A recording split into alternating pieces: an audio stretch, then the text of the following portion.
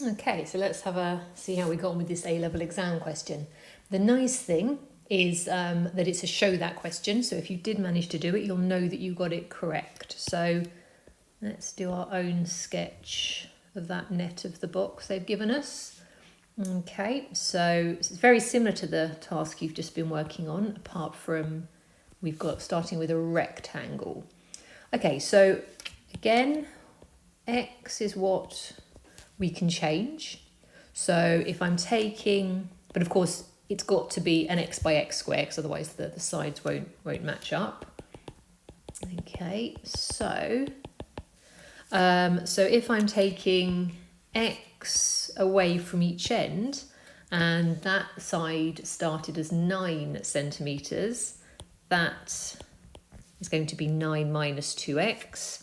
And then for the length of the box, if I'm taking X away from each end, and that started as 24 centimetres, so that is going to be 24, take away 2x, and then the third dimension, obviously, when I fold that up. So let's just do a quick sketch. You might not need it.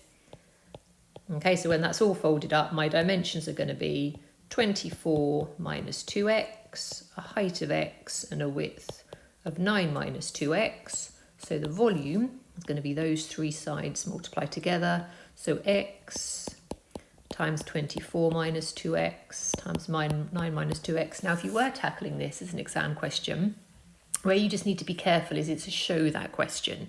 So if I now just write the final answer down, I've not really necessarily shown that I've definitely worked it all out. So I'm going to do a line of working, just making it clear that I'm multiplying these out. So I'm going to use FOIL, grid method.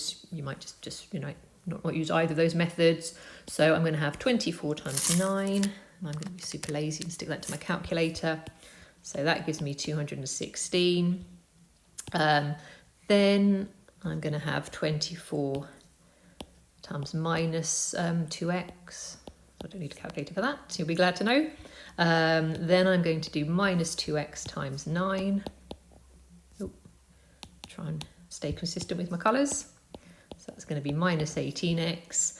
And then lastly, I'm going to do the minus 2x times the minus 2x. Okay, so again, because this is a show that question, I'm going to be really careful to show every stage clearly. Okay, and then my final stage will be to multiply that through by x. So I would get 216x minus 66x squared plus 4x cubed. And then I can check back, and that is exactly what we had on the PowerPoint, apart from it was written the way we would normally expect to see a cubic written in ascending powers of x. So do that. And then because it was a show that question or a proof question, just going to write a little conclusion to show that I've got the answer.